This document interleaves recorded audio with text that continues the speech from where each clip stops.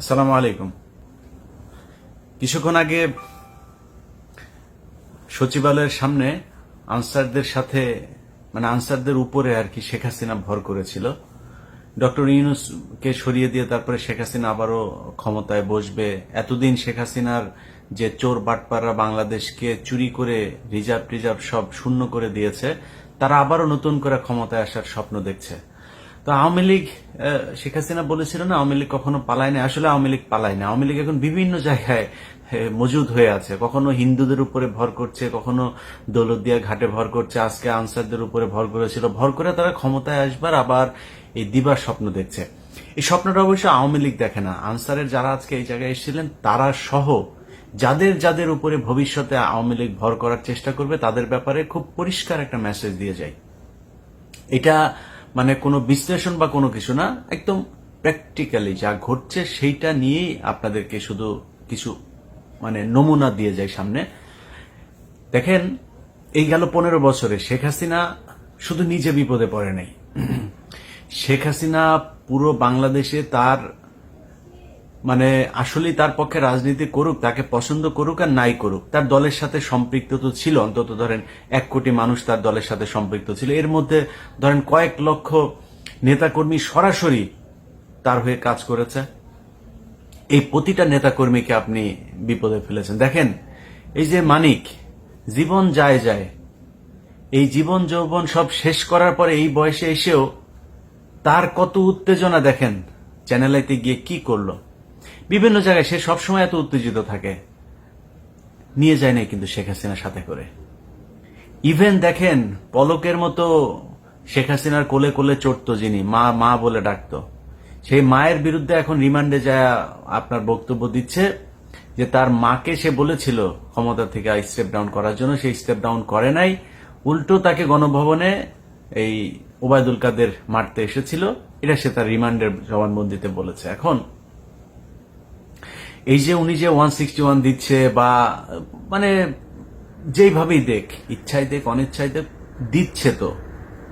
এখন এটা যে দিচ্ছে, এই মানুষগুলি কিন্তু এতদিন ধরে তার খুব কোলের মধ্যে বসা ছিল। মা বলতে অজ্ঞান। শেখ হাসিনাকে তো পলক মা বলে, একদম মায়ের মতো অজ্ঞান একদম। ওরা তো আবার আপা বলে মাও বলে, দুইটাই বলে। তো মায়ের মতো দেখতো, আপা বলে ডাকতো। তো এই মা আপাকে এত শ্রদ্ধার জায়গায় রেখে আজকে কিন্তু সরে গিয়েছে। কেন সরে গিয়েছে জানেন?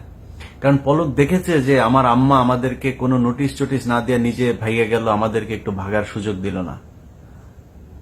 অতএব এই প্রায় 1-1.5 কোটি যে আওয়ামী লীগের লোকজন, এগুলোকে কিন্তু শেখ হাসিনা বিপদে ফেলে গিয়েছে। আপনারা আজকে যারা আছেন, শেখ হাসিনার গত এই পর্যন্ত আমার চোখে পড়েছে 2টা ফোন রেকর্ড।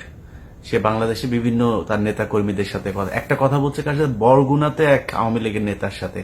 ওই নেতা তো মনে করেন ফোন, শেখ হাসিনার ফোন পায় ওর কাপড় টাপড় খুইলা না পারে, উত্তেজনায় শেষ। তো এই এত উত্তেজিত সেই নেতা, সে ওই লেভেলের না, শেখ হাসিনার ফোন রিসিভ করার মতো না, কিন্তু তাকে ফোন করেছে। এইটাতেই তার মনে করেন স্বপ্নদোষ হয়ে যাওয়ার অবস্থা। তো কেন শেখ হাসিনা তাকে ফোন করছে? কারণ শেখ হাসিনার এখন ওই জায়গাতেই ভর করতে হবে। উপর লেভেল তো সব মনে করেন আটক, এখনো ক্যান্টনমেন্টে, জেলখানায়, নানানভাবে নানান দিকে দেশ থেকে বের হয়েছে কিছু। এখন তো এই মিড লেভেলে এসেই তো তাকে কথা বলতে হবে। জেলা সভাপতি, উপজেলা সভাপতি, এই লেভেলের আওয়ামী লীগ নেতাদের সাথে তদ্দার কথা বলতে হবে। কিন্তু ওই ব্যক্তির যে উত্তেজনা আমি দেখলাম, এই ধরনের উত্তেজনা কিন্তু অনেকের ভেতরে হইতে পারে।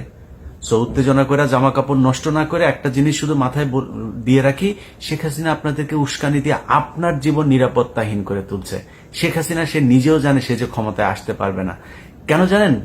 আমার এই কথাটা সত্য কি মিথ্যা সেটা আপনি একটু নিজে চিন্তা করেন। ধরেন শেখ হাসিনা এই প্রশাসনটা কিন্তু 15 বছর ধরে সাজিয়েছে। আজকে প্রশাসনে তো অনেক রদবদল হয়েছে। 5 তারিখে কি এর চাইতে বেটার ছিল না? এরকম প্রশাসন শেখ হাসিনাকে দেশে রাখতে পারে। কেউ কি গণভবনে তখন হামলা করেছিল? করে নাই তো। চালিয়ে তো গোলাগুলি করতে পারতো। সেনাবাহিনী যদি বন্দুক নিয়ে দাঁড়ায় থাকতো, কামান নিয়ে দাঁড়ায় থাকতো, কেউ যাইতে পারতো নাকি গণভবনে? সে থাকতে পারতো, কিন্তু থাকতে পারে নাই। দ্যাট মিনস আপনাকে বুঝতে হবে যে এইখানে একটা বিশাল একটা শক্তি কাজ করেছে। আমি আল্লাহর উপরে অবশ্যই শুকরিয়া, আল্লাহ সবকিছুর পরিকল্পনা করে থাকেন। তো বিশাল একটা শক্তির মাধ্যমে কিন্তু শেখ হাসিনার পতনটা হয়েছে। এত সহজে মনে করার কোনো কারণ নাই ডক্টর মোহাম্মদ ইউনূসকে ছাত্ররা মারামারি করে তারপরে গণভবন দখল করে ফেললো আর ডক্টর মোহাম্মদ ইউনূস বসে পড়লো। এত সরলীকরণ করলে কিন্তু ভুল করবেন। দেশ এখনো কোন দিকে যায়, কি হয়, সেটা নিয়ে অনেক কিছু দেখার আছে। আমাদের যেটা আমি ব্যক্তিগতভাবে যেই স্বপ্ন দেখি যে ভারতের বিরুদ্ধে একটা সরকার থাকবে যারা ভারতকে কড়া জবাব দেবে, সেটাই দিচ্ছে ডক্টর মোহাম্মদ ইউনূস। আমি হ্যাপি, আমার কোনো সমস্যা নাই। যারা উপদেষ্টা আছে তাদের নিয়ে আমার কোনো সমস্যা নাই, আমি চাই এরা দেশ চালাক। তো ধরেন এই সরকারটাকে যে 5 তারিখে তারা সরাইতে পারেনি, এখন আজকে এসে আরেক মাসের 5 তারিখ হইতে যাচ্ছে, তখন আনসারদেরকে দিয়ে সচিবালয়ে অঘটন ঘটায় সরকার পতন করে ফেলবে, এই স্বপ্ন কিন্তু দেখা কাপড় চোপড় নষ্ট করেন না। তো আমি এই কথাটা বলার জন্য আজকে আপনাদেরকে এই ভিডিওটা শর্ট তৈরি করা, যে এই পর্যন্ত যত মানুষকে শেখ হাসিনা নতুন নতুন করে এইভাবে এই করার চেষ্টা করছে, আপনার দেশের পরিস্থিতি ঘোলাটে করার চেষ্টা করছে, তারপর আপনাদেরকে বোঝাচ্ছে যে হ্যাঁ এরকম করবা এরকম করবা, এরপরে তোমার পেছন পেছন দেখবা সেনাবাহিনীর কামান টামান সব চলে আসছে, এসে দেখবা ডক্টর মোহাম্মদ ইউনূসের সাথে যুদ্ধ করা শুরু করে দিয়েছে, আবার আমাকে দেশে নিয়ে গেছে। এই স্বপ্ন যাদেরকে দেখাচ্ছে তাদের জন্য এই কথাগুলো বললাম, যে শেখ হাসিনা না অবস্থা দেখেন না, ভারতেও কি হয় সেটাও দেখেন। আপনাকে আবারও বলি, বাংলাদেশের আজকের যে পরিস্থিতি, এটা খুব সহজভাবে এই জায়গায় চলে আসে নাই। হেফাজতের 5ই মের রাতে 10 লক্ষ 15 লক্ষ মানুষ ঢাকায় ঢুকে নাই। শেখ হাসিনা কি করেছে? হোয়াই নট 4 তারিখ রাতে সেটা করলো, হোয়াই নট 5 তারিখ দিনে সেটা করলো? করে নাই কেন? কিসের জন্য করে নাই? কিছু একটা আছে, ব্যাপার কিছু একটা আছে, সেগুলো নিয়ে বিস্তারিত আলাপে যাইতে চাই না। আলাপ একটাই, সেটা হচ্ছে আপনার উপরে যেন আওয়ামী লীগ আর ভর করতে না পারে, এই ব্যাপারে খুব সাবধানে থাকতে হবে।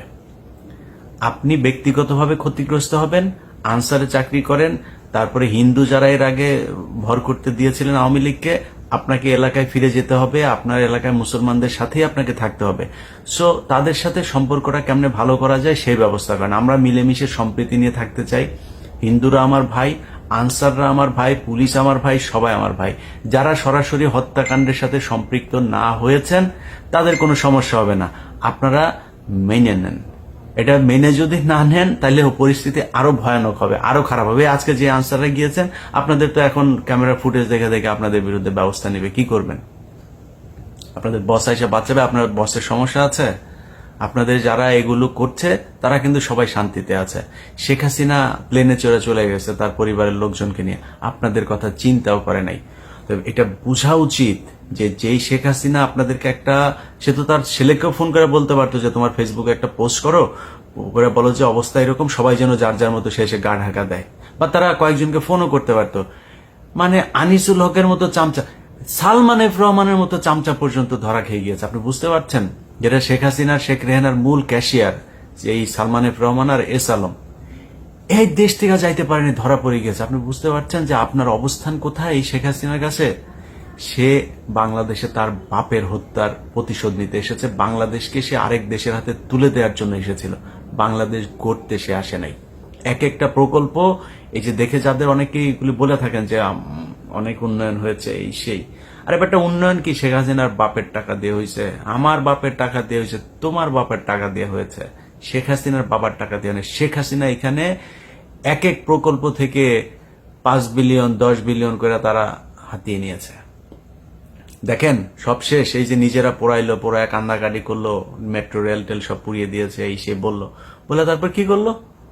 সেটাকে ঠিক করতে 1 বছর সময় লাগবে, 300 কোটি টাকা লাগবে, ধরা শেষ। মানে ক্ষয়ক্ষতির পরিমাণ জানা শেষ, 300 কোটি টাকা খরচ হবে। কয়দিন হলো? 20 দিন হয়েছে। ইউনূস সরকার মেট্রো রেল আজকে থেকে চালু করেছে, 300 কোটি টাকা লেগেছে। তো এইভাবেই লুটপাট হয়েছে গত 15 বছরে। এক রূপপুর পারমাণবিক কেন্দ্র থেকে $5 বিলিয়ন নাই। তো এটার জন্য আপনার মাথায় রাখতে হবে যে শেখ হাসিনা এই দেশ গড়তে আসে নাই, এই দেশ ধ্বংস করতে এসেছে। ও এই দেশের শত্রু, এটা মাথায় রেখেন। আর নিজের প্রতি খেয়াল রাখেন, আন্দাজে আওয়ামী লীগকে ভর করতে দিয়েন না। আল্লাহ হাফেজ।